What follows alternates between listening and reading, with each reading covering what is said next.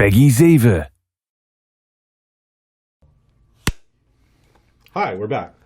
I'm Will Wright, and now we have Ocean Quigley, somebody who I've worked with for many, many years on many projects, as the creative director on the new SimCity.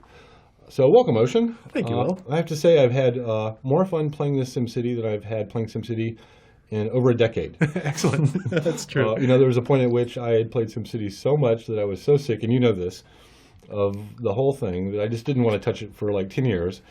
But now, having played the new version, I really have had a surprising amount of fun. Excellent. So I want to thank you for that. Thank you. Yeah, we tried to take the thing that was magic about the original SimCities and contain it and then bring it forward into something new.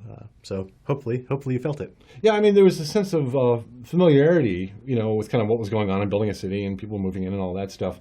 But yet the presentation of it, as I immersed myself down at the street level, could hear the people, watch them moving around, I really got the sense of what it would be like to live in the neighborhoods. While at the same time I could pull out and get this amazing kind of visual, intuitive sense of the complex system that was underneath the hood. Cool. But I thought the balance between the two was very well struck. The way I've been thinking about it is the previous SimCities being sort of isometric maps were kind of abstracted representations of places. Mm-hmm. And with the new SimCity, I wanted to make it so that you could experience it as a place.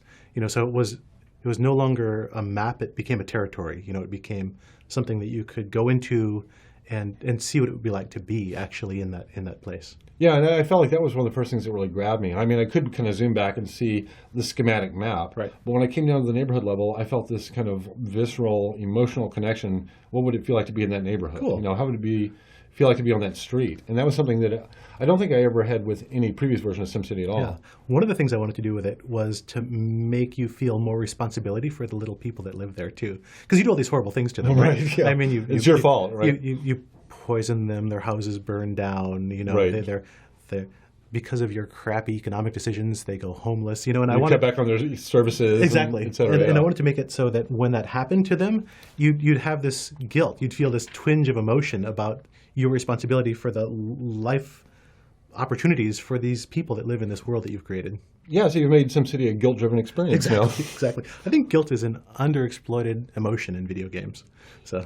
Yeah, in fact, I think that's actually one of the interesting emotions that you cannot get from something like a book or a film. Yeah, no question. I've never felt guilty watching a movie or reading a book, but I have felt guilty playing games based upon my decisions. Yeah. And I found that when I was playing, actually, I was kind of immersing myself not just in kind of the areas and the neighborhoods, but I was imagining myself living the lives of these people. Right. What would it be like to live in that trailer park and work in that grocery store? I went to the U.S. Census data and got all the 1,000 most common last names and the most common first names and made a system that mad libs them all together. So the odds are there actually is a Will Wright living somewhere. Well, hopefully he's not living in one of my cities because, as a new player, it was actually very challenging for me. Economically, I kind of got the hang of it. And at first, it felt kind of constrained with the small plot, but then I started realizing it was much more about quality than quantity. Yeah. Which to me actually felt like a really good design decision because then it focuses you on the depth of the simulation. Exactly. And I can't just kind of like trash an area and then go do something else over here. Yeah, the intent there was to make it so that there was so much more resolution to what was going on in any given area that you could dive down to it and then get essentially lost in what's going on in the simulation and the detail, the movement, the emotion, and then pull back and get the kind of the bird's eye view, but that there'd be things for you to go down into and see. Opting for depth of simulation as opposed to having something inert and large was a real conscious design decision. I'm curious, when you play, because I find that when I'm playing, I'm kind of at the map level about half the time, but I really spend about half my time down at the street level just getting a sense, like an emotional sense of what it feels like to live there. Do you still find yourself, having done all these kind of elaborate graphics and spent so much time, achieving that immersive experience, do you still find yourself kind of going down to that level and just kind of living in the city? I probably spend the bulk of my time down at that pretty close to ground level, just seeing what it's like in a given spot. I think there's really two different large categories of people who play the game. I think there's people who are playing it to understand and beat the simulation in one way or another. And I'd say that the majority of the developers on the team are that kind of player. Right. And then there's people who are playing it because they want to build some environment and sort of feel what it's like to be in there and express some vision or fantasy about what the sort of world they'd like to build is. And I am very much in that camp. So I build stuff for 20 minutes and then I spend 45 minutes just kind of like wandering around at street level, looking at things and kind of tracking people and seeing what they're doing, and then taking screen captures of things, and then I'll zoom back out and I'll do another 20 minutes worth of work, and then I'll spend another 45 minutes zoomed Yeah. in playing around with things. So it's kind of strategic up here and then experiential down there. I think so. Yeah, yeah. When you zoom down, that's when you start experiencing the people as people, and the activity of the city as something that's affecting them, as something that's... Yeah, I found I spend a lot of time following like a police car and just kind of imagining what their daily beat is like, Yeah. And as they drive through different neighborhoods, I'm going to get a sense of, oh, that's a kind of scary neighborhood. That's a nice neighborhood, Yeah. And I really like that it's almost a narrative that you're building, through 1,000 different eyes Yes. of what your city feels like to live in. But yeah, and each one of the little Sims, they're trying to live their lives. You see a little Sim walking down the street, it's trying to go shopping, it's trying to get to the hospital, it's looking for work. And the city emerges out of the sort of the tapestry of all those threads of Sims walking around and trying to do things. Right. It's not kind of an abstracted top-down thing. It's very much a bottom-up thing that's built out of all those stories. And I think it's part of where the guilt comes from is that I kind of feel that they're very earnest and they're really trying their best to get a job, Right. to do this, and to do well, but they get thwarted by decisions you've made up here at the strategic level. Absolutely. You didn't build a good street, or there's no school for them to get an education, and that's when you start feeling like you're the one holding back their lives. And I think that fundamental decision to redo the simulation as a bunch of agents and objects enables sort of that close reading of the simulation and the larger emergence of the whole sort of state of the city out of those thousands or millions of individual stories.